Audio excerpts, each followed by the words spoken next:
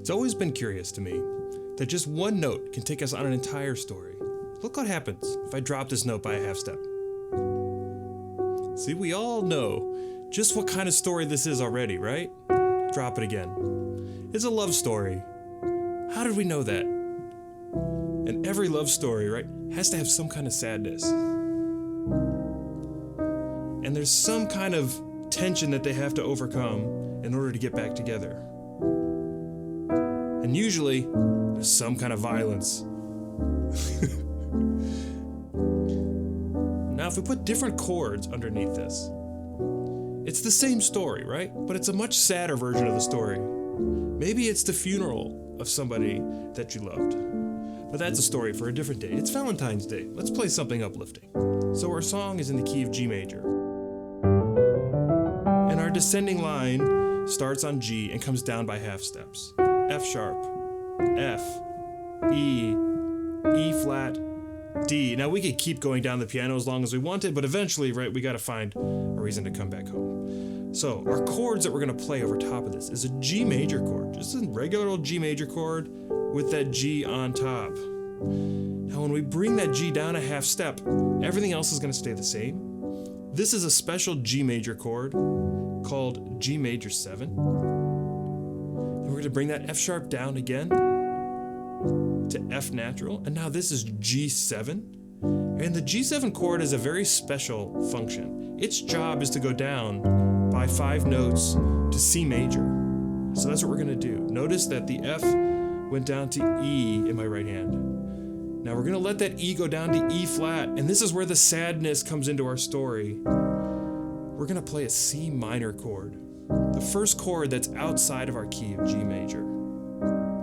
But just for a second, because we're back on B minor to E minor, and then we get this like violent A half diminished chord. It's a fancy chord.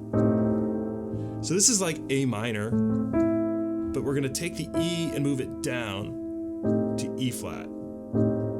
And then D7 to take us back home to G. Now, as we go through these changes again, we're going to keep that descending line there, but I want you to be a little bit more creative with it. How does your ear want you to get there? Create little improvised melodies around that descending line.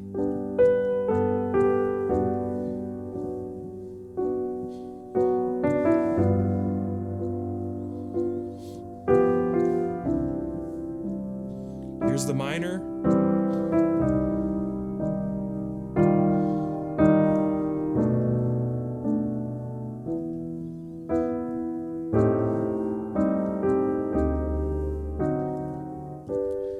A couple weeks ago, I showed you one of my favorite chord voicings, which is to take a simple triad like this, G major, and I've got it in second inversion, so the G is in the middle of the voice. And we're gonna take that G out, and we're gonna put it here in our left hand.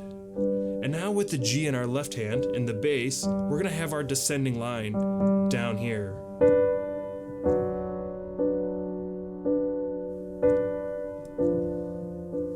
Now, to be even more free in our improvisation, we just need to talk about what scales we can use over each of these chords. And we really only need a couple. So over our G major chord, we're going to use, of course, the G major scale. And that applies also for that very fancy G major 7. Now, when we get to G7, we are going to actually be switching key into the key of C major. So we're going to be playing a C major scale, all white notes, but we're going to be kind of aiming for the chord notes of that G7 chord. So this is almost the same as what we've been doing, but instead of F sharp, we have F natural. Now when we get to C major, of course, we're going to play the C major scale. Now this is where our sad twist comes in, when we make C major into C minor. And in order to do this, we're going to play the C major scale still, except we're going to change one note. The E is going to become E flat. Everything else stays the same, all white notes. C, D, E flat, F, G, A, B, C. It's the same scale, except that one note is different. This has a technical name called melodic minor. It's just got such a nice haunting sound to it. Now when we get to the B minor chord, we're back in the key of G major. So we're gonna be thinking G major scale.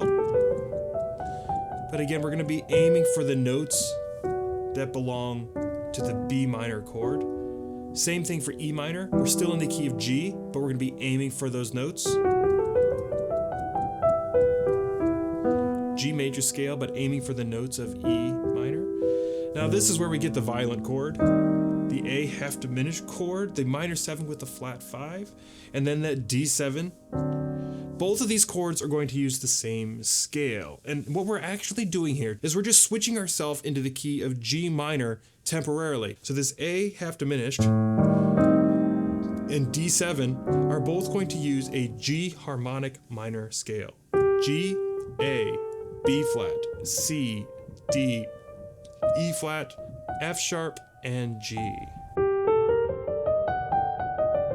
And just like we did before, we're gonna be aiming for the chord tone. So if we're playing the A half diminished, we're gonna be playing that scale, but we're gonna be aiming for the A, C, and E flat.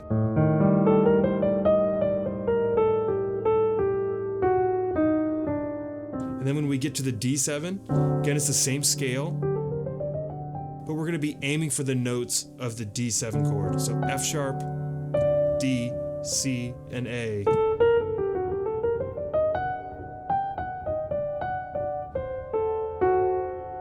And then we finally end our way back home in G major. So we instantly switch from G minor back to G major. Now these same changes have been used in a million different love songs, like Something in the Way She Moves.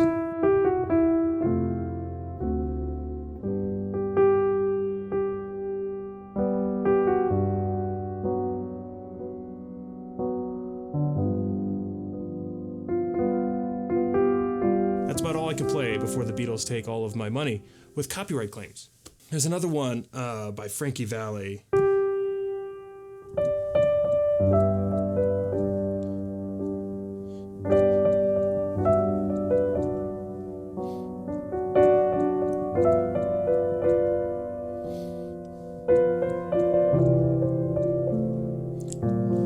I'm sure my video editor, Angela, who's watching this footage now, is screaming that I did not include one of her favorite songs to play, Make You Feel My Love by Adele. So I guess we better include it, because if I don't and Angela quits, we gotta go back to the old style videos, and trust me, nobody wants that. So here in B flat, our line is gonna be B flat, A flat, G.